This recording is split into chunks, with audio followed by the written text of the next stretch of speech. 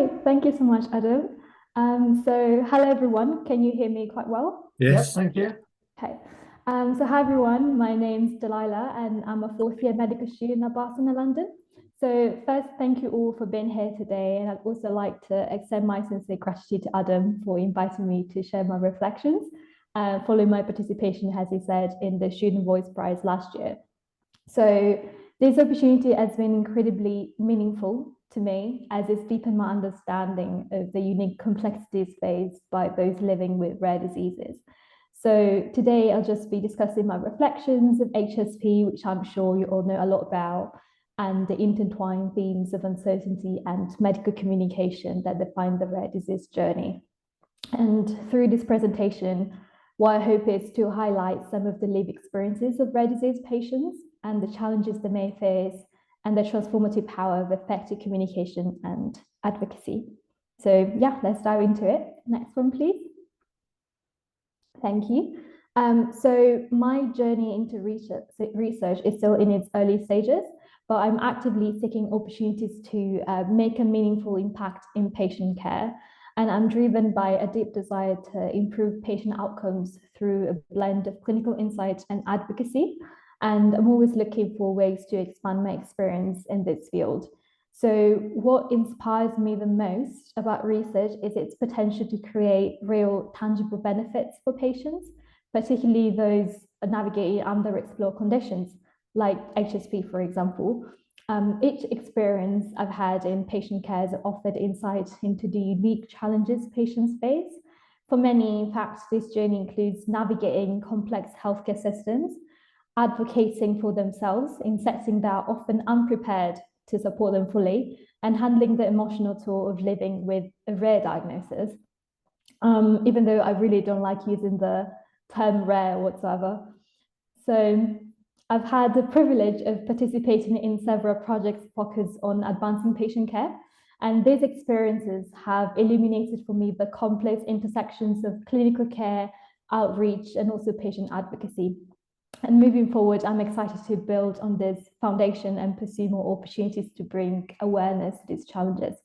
So I just wanted to talk a bit about the importance of being patient-centered and advocacy and the link between the two. So obviously at the core of my aspirations in research and medicine is a commitment to a patient-centric approach, especially here when it comes to rare diseases. And as you know, better than me probably, rare disease patients often face a unique set of challenges. They may spend years seeking a diagnosis, encounter limited treatment options, and frequently find themselves educating others about their conditions.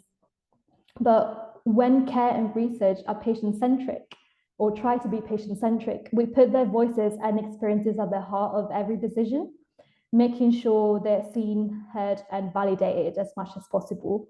And this is essential, I believe, to providing meaningful, empathetic, and especially holistic care that aligns with their real needs and wishes. Now, advocacy plays an equally critical role. So in rare diseases, patients often need someone to champion their needs within the healthcare system, someone to push for their awareness, resources, and understanding that these conditions demand, but don't always receive.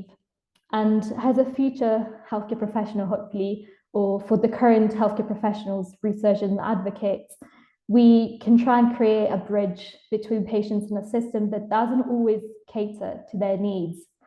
Because through advocacy, we not only stand by our patients in the clinical research setting, but amplify their voices to influence change on a wider scale.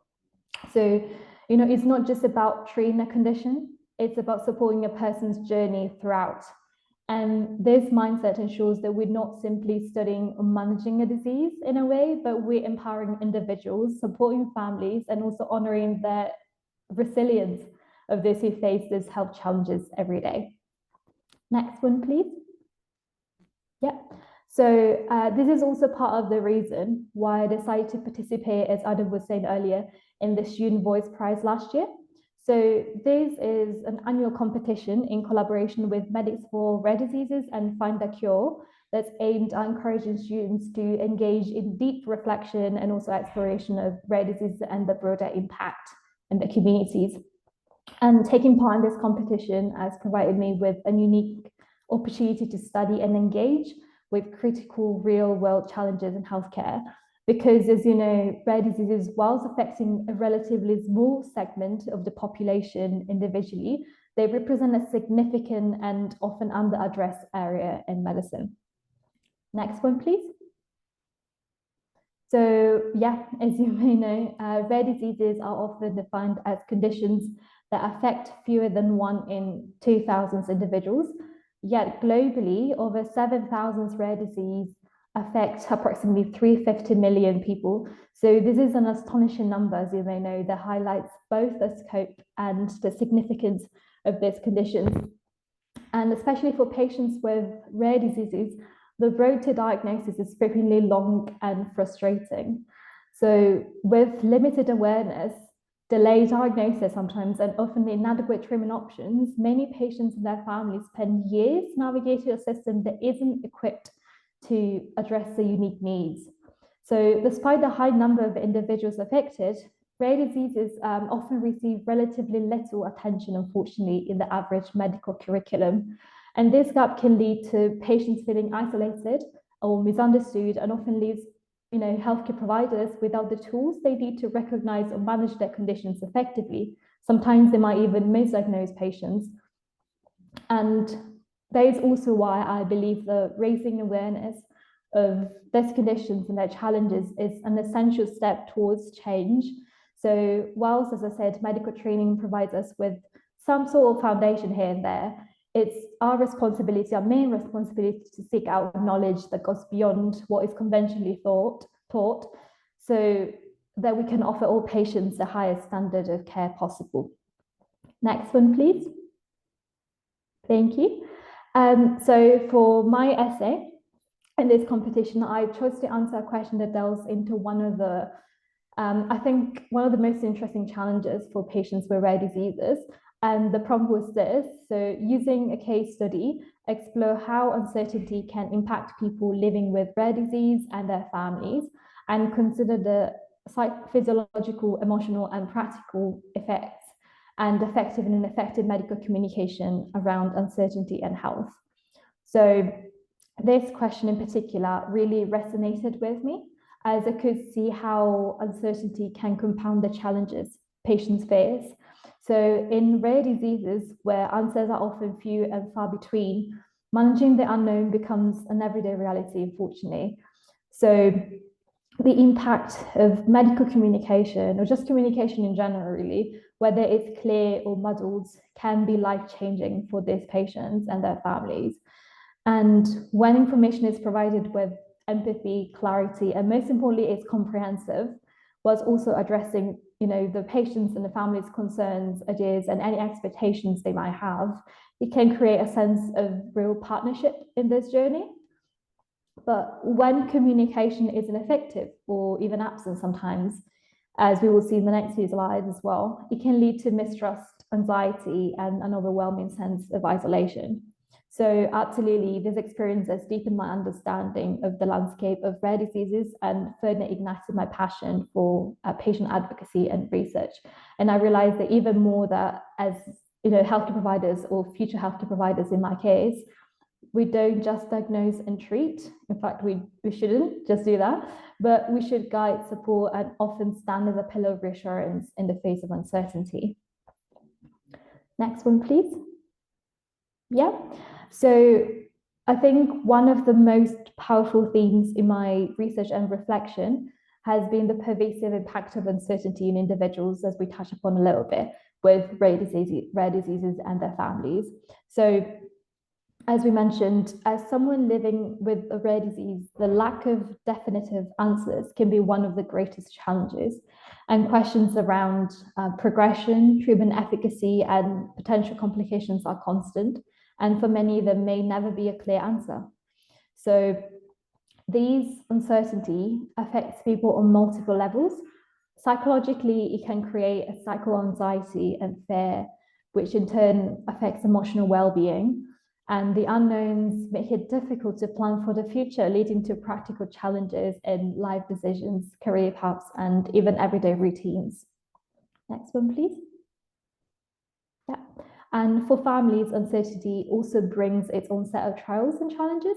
So often stepping into the role of primary caregivers, family members grapple with the lack of information and resources due to all these challenges, leading to stress and even burnout at times.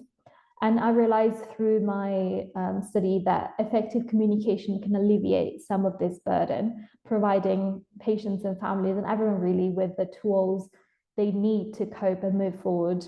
So yeah, clear and compassionate communication reassures that their concerns are heard and understood, which is invaluable in navigating the unpredictable nature of a rare disease. Next one, please. Yeah, so now I'd like to shine some spotlight on someone very special in this room, Adam. So as you all know much better than me, I'm sure of this, Adam was diagnosed with spastic paraplegia type 4, but instead of letting this diagnosis define him and define all his life, he has turned his challenges into a powerful platform for his advocacy. So his dedication to actually managing his condition holistically really serves as a reminder that even when faced with rare disease or anything else in life really, there are many ways to maintain a sense of control and normalcy. And what truly sets Adam apart, as all of you guys actually, is the commitment to helping others. Through this YouTube channel, he shares his journey and experiences with all of you, and these candid discussions about the realities of living with this condition inspires countless individuals, and its advocacy provides a voice for many who feel unheard and a community for those feeling rather isolated. So seeing his passion and dedication in action has profoundly impacted me as well. The work that he's doing illustrates how one person's journey can inspire others and spark a movement. And it reminds us that advocacy, once again, is not just about raising awareness. Obviously, that is important, but it's also about fostering a supportive and wonderful community that you all are a part of, where individuals can, thrive despite the challenges. Next one, please. So yeah, let's take a moment to just try and reflect on the transformative power of effective communication in healthcare. So communication is not merely a transactional exchange of information, it's the very heartbeat of the doctor-patient relationship. And when healthcare professionals engage in active listening, they create some sort of an atmosphere of trust and understanding, empowering patients to voice their fears, hopes, and aspirations. So imagine, for example, being in a situation where your concerns are truly heard, where your doctor, whoever else is in the team, not only understands your condition, but also appreciates the emotional weight you carry. So this empowerment fosters collaboration, enhancing the patient's involvement in their care journey. And as a future healthcare professional myself, hopefully, I really aim to cultivate this spirit of open dialogue. And it's easy to forget, but I can't stress how important it is to remember that behind every medical term and diagnosis, there is a person with a story that deserves to be heard. And by embracing this approach, we can actually help patients regain a sense of agency, I suppose, over their health and their lives as well. Next one, please. So on the other side, we have ineffective communication. So this is a barrier that for so many reasons you may know can breed frustration and mistrust. When patients or anyone really feel the need to educate their healthcare providers about their own condition, it creates a sense of disconnection. So it's actually quite disheartening for individuals to feel invisible in a system that should put their needs first. And this disengagement doesn't just impact the patient, it ripples out and affects the families as well. And the emotional burden of feeling overlooked in a way can lead people to withdraw from the healthcare system, sometimes leaving them isolated at a time when they need support the most. So moving forward, it's really, really important to challenge ourselves to create an environment that values transparency and understanding. Next one, please. So speaking of family dynamics, families often navigate a storm of emotions, as you know, anxiety, frustration, sometimes even isolation alongside patients. They want to help, of course they do, but without the right tools and information, they may feel powerless at times. And this is often important because by providing families with the resources and knowledge they need, we can empower them to become effective advocates for their loved ones. So just imagine the difference it would make if families felt equipped to ask the right questions, understand treatment options that may be available, and offer emotional support in the best possible way as well. So when we create a supportive environment like this, we also help families build their confidence and resilience as much as possible. And initiatives such as support groups, this one, for example, or educational workshops can really foster community among families facing similar challenges. Next one, please. Thank you. So this links quite nicely to the role of patient advocacy, as we talked about as well.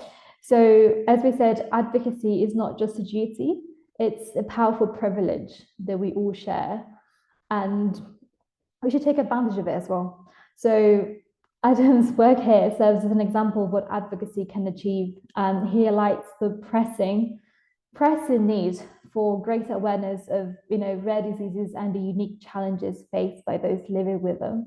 So healthcare professionals of all backgrounds and ages have a unique opportunities to stand beside patients, and we should amplify their voices in the healthcare landscape. Advocacy allows us to support patients in their quest for information and resources, ensuring that they feel valued and understood. So it's not just responsibility to advocate for patients, but it's also important to educate others about the complexities of rare disease.